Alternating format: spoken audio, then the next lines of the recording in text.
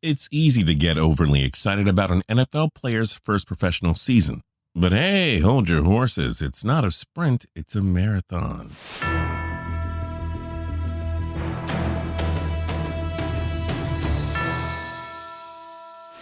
Some rookies throughout the years have caught everyone by surprise with a jaw-dropping first season. But unfortunately, many of these rookie sensations failed to build off their promising debuts. Call it beginner's luck, we suppose. Here are 10 NFL players who had great rookie seasons but turned out to be busts. At TPS, we post videos every single day, so don't forget to click the subscribe button to subscribe. Then click the notification bell to be notified when we post a new video. And a big shout out to Bot-ish Only for suggesting this video list. If you have an idea, let us know in the comments section. You never know, we might use it and give you a shout out. Number 10, Trent Richardson. The Cleveland Browns had a lot of holes entering the 2012 draft. Ultimately, they decided they couldn't pass up on Alabama running back Trent Richardson, who went 3rd overall in a star-studded draft. He was one of the most highly touted prospects in NFL history, and for good reason. Richardson won 2 national championships at Alabama, as well as the Doak Walker Award and SEC Offensive Player of the Year honors in 2011. The Browns got solid production out of T. Rich in his rookie year, as he rushed for 950 yards and 11 touchdowns to go along with 51 receptions and 367 yards and 1 receiving TD. In a surprise move, though, the Browns traded Richardson to the Indianapolis Colts early in the 2013 season for a 2014 first-round pick. Richardson struggled mightily in his 2 seasons with the Colts, averaging only 3.1 yards per carry and a horrid 33.7 rushing yards per game. He had just 6 touchdowns and 977 total rushing yards with 5 fumbles. Richardson never played in the NFL again after the 2014 season, after such a promising rookie campaign 2 years earlier. Who would have thought? Number 9, Kendrell Bell. Okay, maybe Bell wasn't the biggest draft bust of all time, but we had to include him on this list strictly because of how dominant he was in his rookie year and how much he declined afterwards. Bell was drafted in the 2nd round, 39th overall, by the Pittsburgh Steelers in 2001. He racked up 9 sacks and 82 combined tackles to earn Defensive Rookie of the Year honors, as well as Pro Bowl and second-team All-Pro nods. He also helped the Steelers claim the top seed in the AFC with a 13-3 record, though they fell to the New England Patriots in the AFC Championship game. Knee injuries unfortunately took a toll on Bell, who missed all but 3 games in 2004. After his rookie year, Bell never topped 5 sacks in a season, and his overall production declined considerably.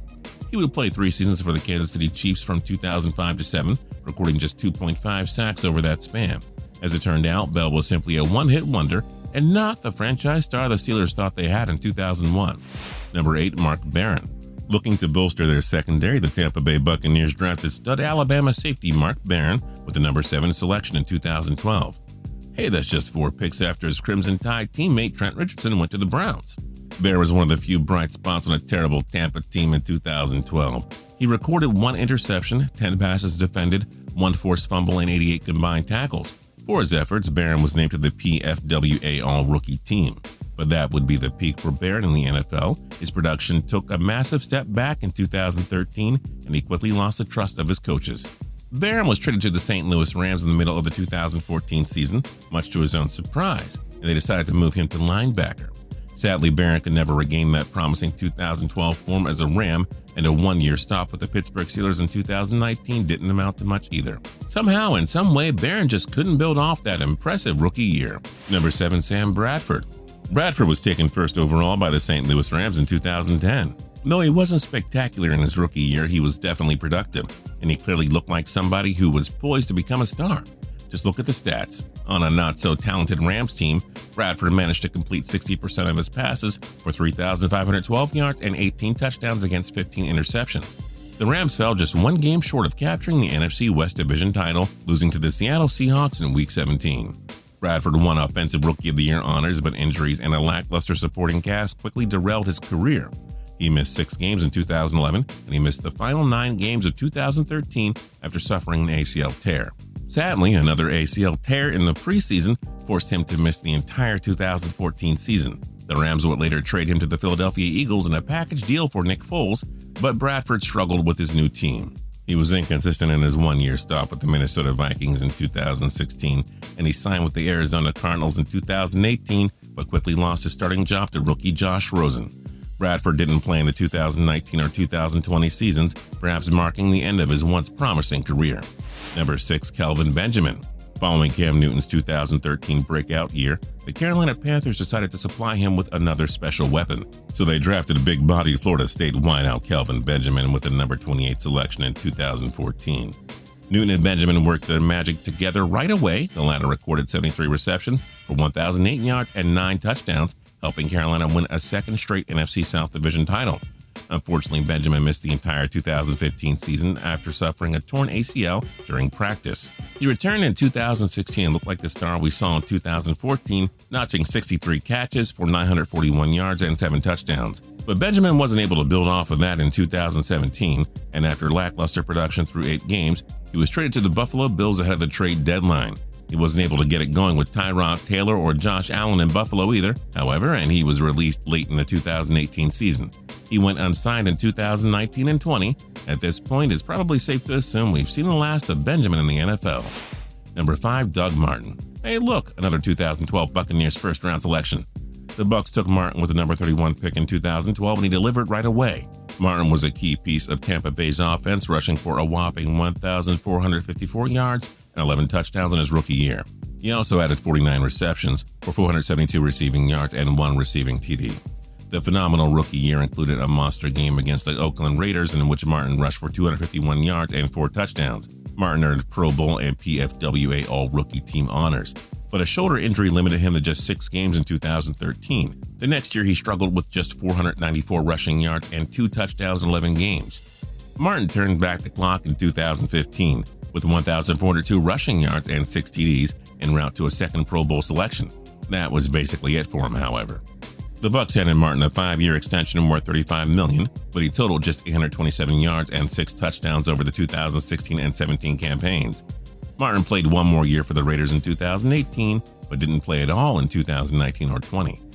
Number 4, Vince Young. The Texas legend dazzled as a dual-threat quarterback, leading the Longhorns to a thrilling 2005 national championship victory over USC in one of the greatest college games ever played. He was drafted 3rd overall by the Tennessee Titans in 2006, and he showed signs of future stardom right away.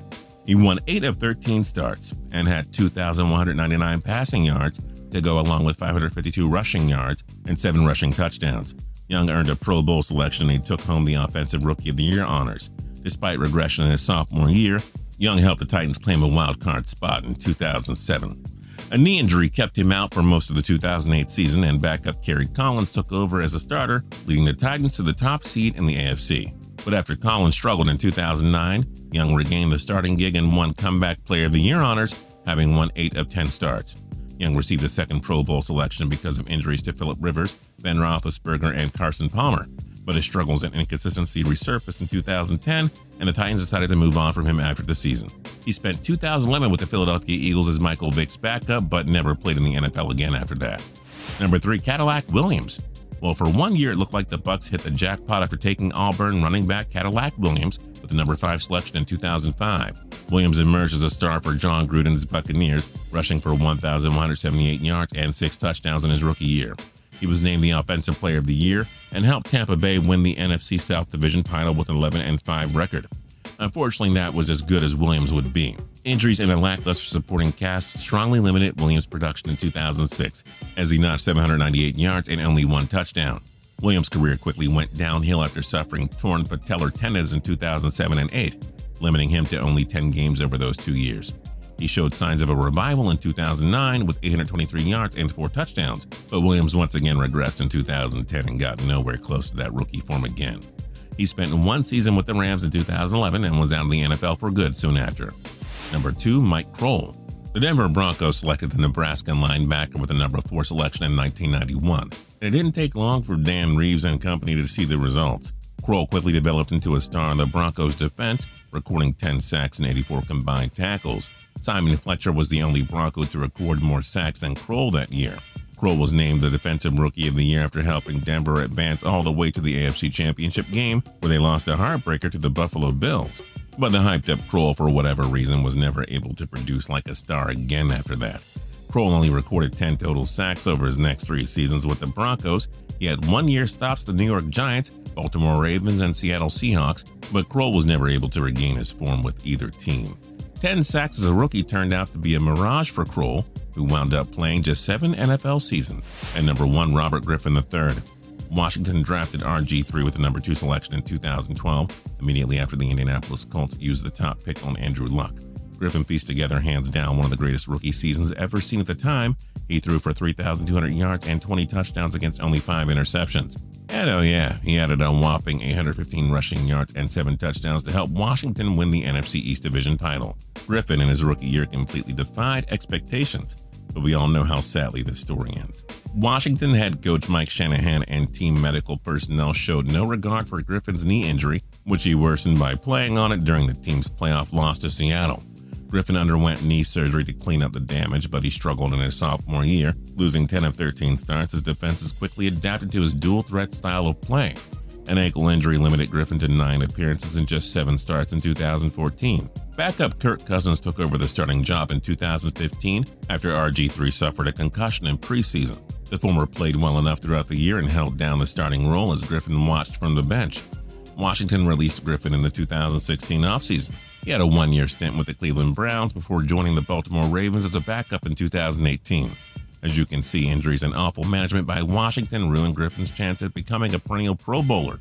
He had all the markings to be something great, as we saw in 2012, but the NFL's most dysfunctional franchise ruined that dream.